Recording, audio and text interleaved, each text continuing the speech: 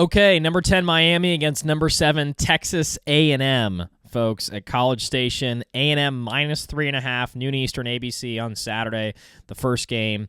There's 2 NFL games going on Saturday as well. That's why the scheduling's a little funky. If you guys want a little behind the scenes on why ESPN scheduled games the way they have, because this feels like a prime timer. This could be the best game of the first round. I mean, this one or the OU Bama game. Both these teams are crazy. A&M and Miami are crazy. Like, A&M was just down 30-3 at home to South Carolina, came back and won. Then they got packed up by double digits in Austin on Black Friday, and that was a really good game. I mean, really good game for the first half. The A&M defense dominated the first half of the game, and then Arch came alive when he finally got some protection in the second half, and they picked off Marcel Reed twice down the stretch. Michael Taff had one of those. A&M is just so Jekyll and Hyde. Like, one half, they look like the best team in college football. Another half, they look like the worst team in the SEC practically. They are really inconsistent. I don't think either of these teams have any shot at winning the national title, but it should be an amazing game. I was almost going to say the Notre Dame Fighting Irish against Texas A&M because, man, Notre Dame should be in my opinion. But Miami, of course, beat them head-to-head by field goal at home in week 1, long time ago. Close game in Miami, but they did. I personally think Notre Dame's a better team, but what are you going to do? Miami is in.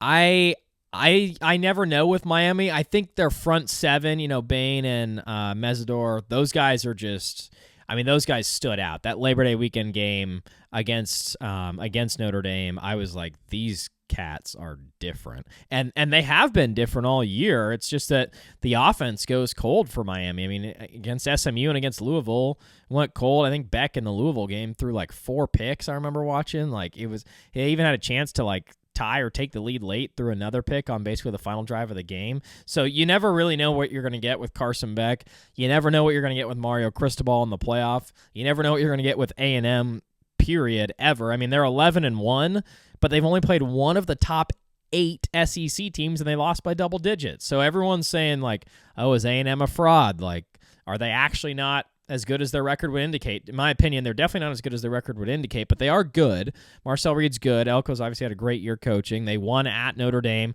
Last play of the game, Nate Bukorkerker, however, I probably butchered that, the tight end who caught the touchdown. His only catch of the game, by the way, on 4th and goal in South Bend. And by the way, I looked it up. He's got 3 touchdowns all year, 17 grabs all year. So obviously, arguably the most clutch catch of the college football season goes to a guy who doesn't get the ball much. So huge shout out to him for making the play at the end of the game. He was being guarded well by Notre Dame's linebacker, their team captain, and skied up and made the catch. That was one of the craziest endings to a college football game I've seen in a minute. Also with Notre Dame's backup quarterback, a.k.a. Holder, botching the hold on the PAT to lose the game. I just... like, these teams are so unpredictable. I love that they have the SEC Defensive Player of the Year, Cassius Howell for A&M, ACC Defensive Player of the Year, Ruben Bain. They're both monsters. They're going to be future millionaires. Love that Johnny Manziel is going to be in the house. College football royalty, baby. He'll be on College Game Day as the guest picker. That's awesome.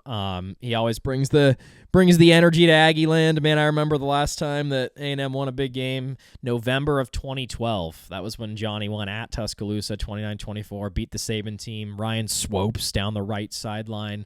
That ball was unbelievable. Obviously, he just had great scramble ability. That was a game where it was like someone just pulled the sword from the stone. That, like, back then, like early 2010s, beating Saban in Tuscaloosa felt essentially impossible. Remember, Cam did it with the crazy comeback in 2010. Johnny did it in 2012, and it felt like those are the only 2 teams to beat Bama at Bama. I think LSU did it in that 9-6 overtime game that was in Tuscaloosa in 2011. But more or less, it was just like if you ever beat Bama at Bama, it was like almost an impossible feat. Obviously, that won him the Heisman that night.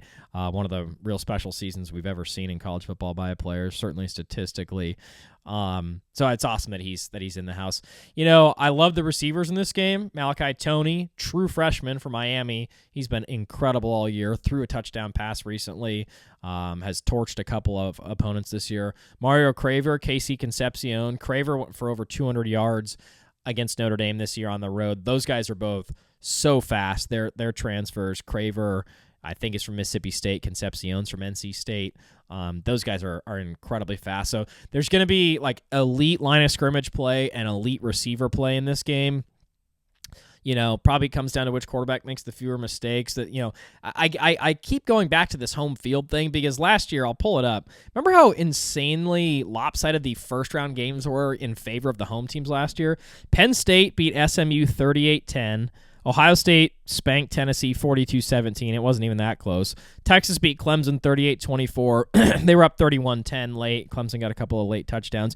Notre Dame was up 27-3 with like 5 minutes left on Indiana. Remember, Indiana didn't do anything all game. And then they scored 2 garbage time touchdowns to make it 27-17. But in general, that was a blowout of a game. So the home atmospheres really meant a ton last year. And obviously Carson Beck being a 6th-year senior, that's the experience that you want going into a road game here. But I just think that the home teams, man, I think they have a big advantage here. Like the playoff electricity at home. I love that. The higher ranked teams have earned that right to play a home field game. I think it makes college football so great. It's so much better than playing this game in the Cotton Bowl or something. I mean, A&M would have an advantage, but it wouldn't be, it wouldn't feel the same, obviously, as the game being at Kyle Field on campus. Just the on-campus home playoff games, man, it's just, makes college football what it is. Like, I love it. Yeah, I like A&M in this game, man. The spread's 3.5. I got A&M 30, Miami 24. Don't trust either of these teams at all. I mean, when was the last time either of them won a big game? Like, seriously, a big game late in the season? Like, late in the season. I mean, Miami hasn't won an ACC title ever. It's been 25 years since they've won a conference title, right? A&M, they've never even played in an SEC championship game. They've played in big games, but they never win these big games, ever. Like A&M never wins these big games as a program late in the season.